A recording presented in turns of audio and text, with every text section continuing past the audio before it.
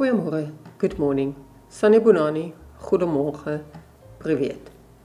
Today's topic is sending Oleg out for profit, and at the risk of sounding dramatic, the pitfalls that there are. Beware, there be traps. Oleg is a good source of farm dollars, especially when you're on a lower level. It does not take a lot of effort from you sending Oleg out every time when he has returned, collecting the fish and then selling them when you need them. It is a rather passive form of income, not completely passive. You do have to send Oleg out, but it's a constant source of potential farm dollars. Now, before we get to the traps, a quick explanation of how it works. Basically, you hire a boat. You can only hire one boat at a time, and you do not have control over which boat you hire. You can only hire the next available one. Currently, the next available boat is a longboat. If you do not like this boat, you can gold skip to get to the next boat. And if you don't like that, you can gold skip to get to the next boat. There is a row of boats waiting, and you only get the next available one in the queue. There are 8 different boat types, and they vary in size. Depending on the boat, the prices vary, how much it costs to hire a specific boat. The better the boat, the more it costs to hire that boat. But there are also 8 different destinations, and the better the boat, the better the destinations that it can reach. In this case, we have a longboat, and if we hire the longboat, you can do your fishing yourself or send Oleg. We'll send Oleg because I don't want to work. Sending out Oleg also does not cost you any fishing equipment. No hooks, no lines, no fishing rods, nothing. Oleg will take care of that himself. With the longboat, we can see all the pools that are available because the longboat happens to be the best quality boat. And here are the pools in increasing size of the quality and numbers of fish that you're supposed to be able to get there. Before we get back to hiring Oleg, let's quickly look at a spreadsheet. As you can see, the different destinations, and they correspond with the different fishing locations. So I've made a list of all the different destinations, and then when Oleg returns, you can see how many fish he caught of every type. Every time you have caught the fish, Oleg shows what you will get from that specific fishing spree. I've been making screenshots of those and recorded the amount of fish that was caught at that specific location. So back to the spreadsheet. For example, in the shallow waters, there are these 3 types of fish with their separate quantities. Then, if you look in the barn, you can find the unit sell price for each type of fish. And I've entered those into the spreadsheet for all the fishing locations. Using the number of fish per type, as well as the unit sell price for that type of fish, you then get the total sell price for each type, and combining that for the location, it gives you the total income that you would get if you were to sell exactly all the fish that Oleg caught at one location in one fishing session. So for the shallow waters in one fishing session, we will get 57,202 farm dollars. And in the same manner, the total income for every fishing location is reflected here. Take note that this total income per fishing location is not dependent on what boat went there at all. Irrespective of which type of boat you send out, the total income for the fishing location remains the same. A bigger boat does not give you more fish or better fish. The fishing location determines the type and quantity of fish that is caught, not the boat. I do realize that this is a bit of the boring details, but I want to show you that I'm not thumb-sucking the results of this video. The statistics are there. On Little Raponsi, let's see what boat is available for hire. Yes, motorboat. If we look again on the spreadsheet, we can see that the motorboat is the 4th level of boat available. And since it is the 4th level of boat, there are 4 fishing locations that it can go to. So let's look at them. Here you can see only 4 fishing locations are available. You must choose between them. The others are still locked. You will need a better type of boat to go to any of those. So since we have a motorboat, we have the option to send it to the shallow waters, tranquil waters, wild river, or the seaside. Now typically, the better the boat, the better the fishing location that is unlocked, which means the better the type of fish or the quantities of fish, which means the better the income, and so should be the better the profit as well. So if you have the lowest level of boat, you only have one pool option. If you have the level 2 boat, then you have 2 pool options. Since we have the level 4 boat, we have 4 pool options between which we need to choose. So when you're sending Oleg out for profit, it seems logical that you would send it to the best possible location, the highest one that that boat can reach, to get the most farm dollars out of it. But let's look at the numbers again. So, bearing in mind the unit sale price per fish and the total fish quantity, we get the total income per fishing location. Using the shallow waters as an example, because it is the only location that all the boats can go to, we have a total income of $57,202 farm dollars. Reminder, total income minus expense gives you the profit. Let's look at the profit from the different boat types. The inflatable boat will cost $17,000 to send out. This will be the profit. The dinghy cost more to send, but if we send it to the shallow waters, it will have the same income, and so the profit will be less. The sailboat with its cost give that profit, so on and so forth, and so you'll see that the profit decreases the more expensive the boat is that gets sent out, which brings us to the only combination, the only thing you can ever do that will actually lose you money is sending the long boat to the shallow waters.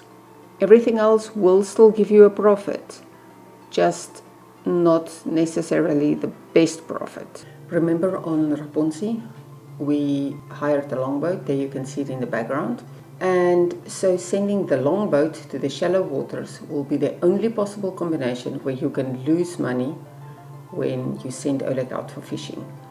And obviously we don't want to lose money, we want to make the best possible profit. Which brings us to the question, what is the best possible profit for every type of boat that there is? Let's look at the boats one by one. The inflatable boat can only go to the shallow waters, and so the best possible place to send the inflatable boat is the only place that it can go, so always send the inflatable boat to the shallow waters. The dinghy can go to 2 locations, the shallow waters and the tranquil waters. Now the tranquil waters has a better income, total income, than the shallow waters, and since the cost of the boat remains the same, it is better to send the dinghy to the tranquil waters because you will make a better profit there. Same with the sailboat, it can go to the shallow waters, the tranquil waters, or the wild river, but the biggest income is from the wild river, and so therefore, as we would expect, the newly unlocked fishing location is the most profitable one. Similarly, one would expect a motorboat to make the best possible profit at the new unlocked location, being the seaside. But if you pay attention here, the total income at the wild river is $163,000, and the total income at the seaside is much less, at $100,000 only. So therefore, the profit that you make, since the cost of sending out the boat remains the same, the profit that you would make at the wild river is so much more than the profit that you would make at the seaside. In fact, it's almost double if you compare the profits between the two when sending out the motorboat. And therefore, the most profitable location to send a motorboat is not the seaside, which is newly unlocked, but the wild river. And that would be trap number 1. For the most profitable expedition of Oleg, send a motorboat, if that is the boat type that was available in the queue, always to the wild river and not to the seaside. So let's go back to the small farm. where the next available boat in the queue was a motorboat, and we've hired it, which unlocks the 4 fishing locations that you can see on screen. But we have just seen from the spreadsheet that the seaside is not the most profitable place to send the motorboat. And so there you have your first tip of the day, tip of the week, tip of the video. Do not send the motorboat to seaside if you want to send Oleg out for profit. Always send the motorboat to the wild river. The only possible reason why you would want to send a motorboat to the seaside is if you desperately need one of these 3 types of fish and the only available boat was the motorboat. If you want to send Oleg out for profit, never use the seaside. Send the motorboat to the wild river instead. So let's mark that off on the spreadsheet. Since we're already using a red border to show a loss, let's go motorboat and give that a orange border to show that is not a good thing to do. And then instead of that, one should go there. That's it for motorboat. I'm sure by now you know what we're looking for. So let's move on to the next boat. Next boat is the Northland boat, and since that is the 5th boat, it also unlocks the 5th fishing location, being the high seas. And here you can see that the high seas has a greater income not only than the seaside, because that's kind of a dud, but a greater income than the wild river had. And so therefore the Northland boat can go to the high seas, since that is the best profit that the Northland boat can make. Moving up one more is the Cobble. Cobble would have 2 B's. So Cobble it is. And not programming Cobble, just the weird boat Cobble. Anyway, next up is this boat, however you pronounce its name. And being boat number 6, it unlocks fishing location number 6, being the rough sea, with an income that is higher than the high seas. And so if the total income is greater, then therefore the total profit will be greater, and therefore the Northland boat and the next one both follow the expected pattern. Moving up to the next boat, the Drifter, boat number 7, the Drifter unlocks the Starry Sea. But hey, look what we have here again. The Starry Sea has a smaller income than the rough sea. The Starry Sea has a greater number of fish for these 4 fish types, which are more expensive, but they do not have any more bluefish. However, the income from the Starry Sea is less than that of the rough seas, and therefore the profit that you would make by sending a drifter to the Starry Sea is around about 40,000 farm dollars less. And so therefore we will mark the drifter as well. Orange border as not being the proper place to send it. Rather, if you want to send out Oleg for maximum profit, send the drifter to the rough seas as well.